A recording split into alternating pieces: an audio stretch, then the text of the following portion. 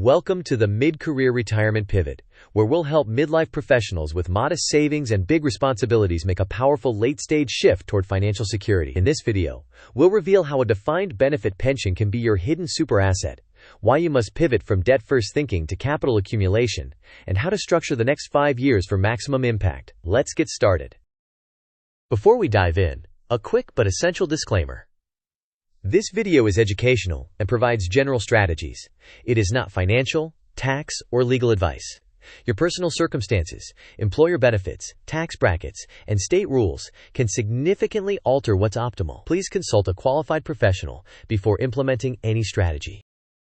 Many midlife professionals feel behind because their investment accounts look small compared to peers. However, a defined benefit pension, such as a $900 per month lifetime benefit, can be equivalent to a large six-figure portfolio in today's dollars. With limited years to contribute, we must pivot from a debt-first mindset to an aggressive capital accumulation strategy that maximizes every tax advantage and every source of household income. Let's outline the plan.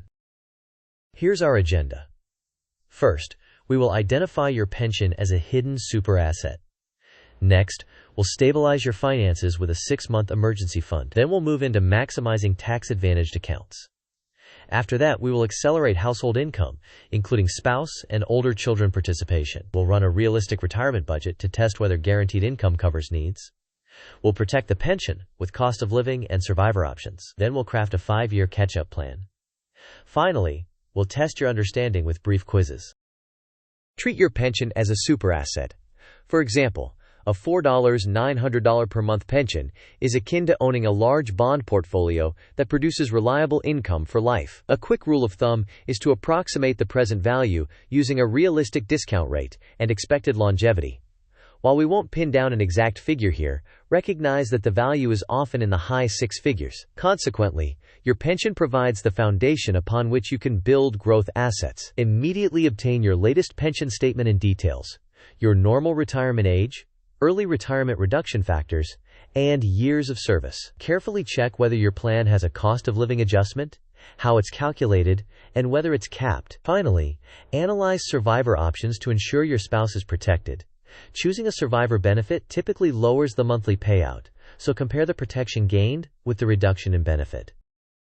Before you go aggressive on investing, stabilize your household with roughly 6 months of living expenses in a high-yield savings account. This buffer prevents you from liquidating investments or using high-interest credit when surprises happen. Automate transfers the day after payday so saving becomes default and not a decision.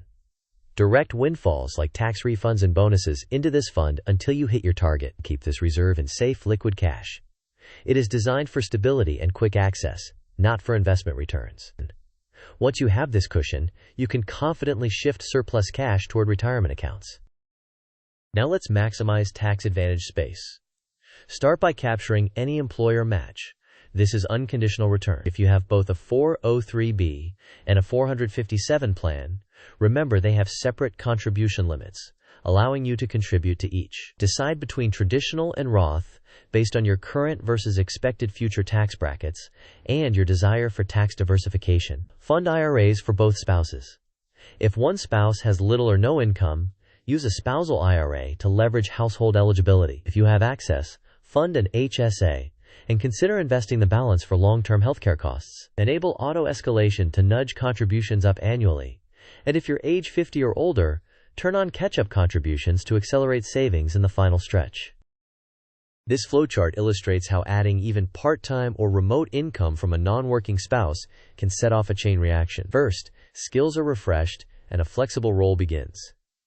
Next, household income rises, which increases the savings rate and unlocks more contributions to tax-advantaged accounts. Simultaneously, the additional earnings can boost that spouse's Social Security credits, improving future guaranteed income. Feedback loops capture the need to balance schedules and childcare, ensuring the plan is sustainable. Household participation is critical. If one spouse is currently not employed, pursuing even part-time or remote roles can significantly increase savings velocity and strengthen Social Security credits. For older, working children, ask for meaningful contributions toward rent, utilities, groceries, and their own phone or car insurance. Set a weekly, 15-minute money check-in to maintain momentum and accountability. To keep the plan visible, post the emergency fund target and monthly contribution goals in a shared space, and celebrate milestones together to reinforce the behavior change. Let's build your retirement budget now. First, list your essential expenses: housing, food, transportation, healthcare, utilities, and debt minimums. Next, list lifestyle wants like travel and dining.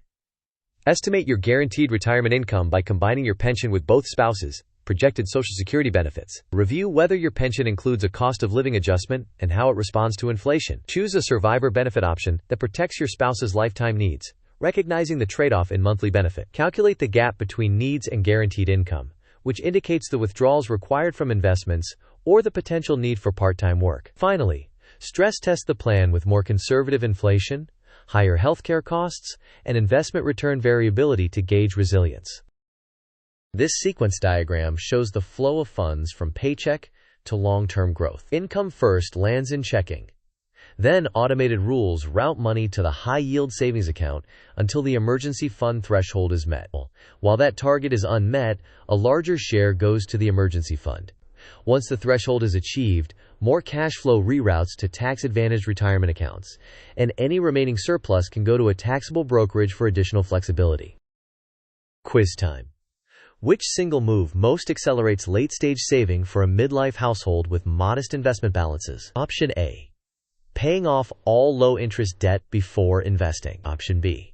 Maximizing household income, such as a spouse earning part-time, and channeling it into tax-advantaged accounts. Option C. Keeping only a minimal $1,000 emergency fund to invest the rest. Option D. Waiting for an inheritance before contributing. You may pause the video now to think about the answer. We will discuss the answer in the next section of the video. The correct answer is maximizing household income and channeling it into tax-advantaged accounts. Increasing income expands your ability to save, often unlocks separate contribution limits in plans like 403(b) and 457, and can improve future Social Security benefits for the spouse who begins working. This combination compounds your progress faster than focusing solely on low-interest debt repayment. On the left is a debt-first approach that prioritizes extra payments on all debts, including low-interest ones. While this can feel emotionally satisfying, it often delays investing and sacrifices tax-advantaged compounding, especially when time is limited. On the right is the capital accumulation pivot.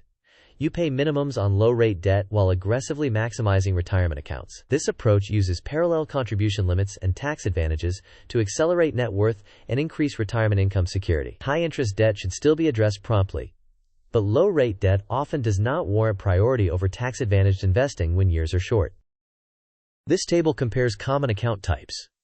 Workplace plans like 403(b) or 401(k) can be pre-tax or Roth and should capture the employer match first. A 457 plan often allows access upon separation from service and has a separate contribution limit, making it valuable for late savers. Traditional IRAs may offer a tax deduction, while Roth IRAs provide tax-free growth and qualified withdrawals, subject to eligibility. HSAs allow pre-tax contributions and tax-free distributions for qualified medical expenses, and can function as a stealth retirement account if invested. Protecting the pension is crucial.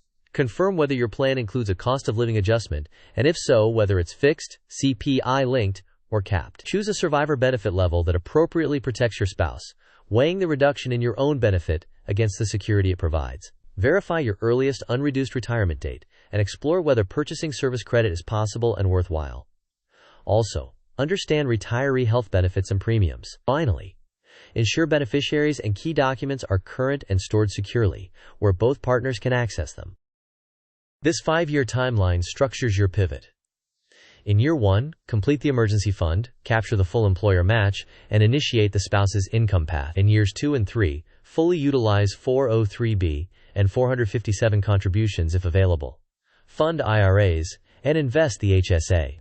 In years 4 and 5, continue auto-escalation, refine expenses, and conduct a retirement dry run to test your budget. Throughout, revisit pension details, Social Security estimates, and portfolio allocation, and keep estate documents current.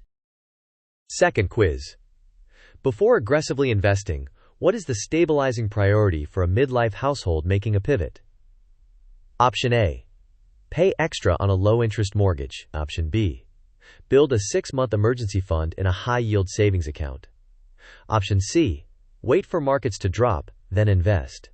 Option D. Cancel all insurance policies to free cash. You may pause the video now to think about the answer. We will discuss the answer in the next section of the video. The correct answer is building a 6-month emergency fund. This buffer prevents forced selling of investments or resorting to high-interest debt when emergencies arise, allowing you to invest consistently and stick to your plan. Here are the key takeaways. First, treat your pension as a bond-like super asset and confirm its cost of living adjustments and survivor options. Second, stabilize your finances with a 6-month emergency fund before pursuing aggressive investing. Third, maximize tax-advantaged accounts using 403(b) and 457 space in parallel when available. Fourth, accelerate household income by engaging a non-working spouse and older children to increase savings and potentially strengthen Social Security benefits. Finally, run a realistic retirement budget and stress test it for inflation and healthcare costs. In the next 30 days, download your pension statement, confirm whether you have a COLA, and review survivor benefit options. Open or fund a high-yield savings account and automate transfers toward a 6-month target. Turn on auto-escalation in your workplace plans and set up IRA contributions. Schedule a short planning session with your spouse to outline income options. Finally, set a dedicated evening to build your retirement budget and compare guaranteed income to your essential needs. Thank you for watching. If this video helped clarify your mid-career retirement pivot, please like, share, and subscribe so more families can benefit. In the comments, share your pension questions, the steps you're taking this month, and any wins you've had. Your story could inspire someone else to take action today.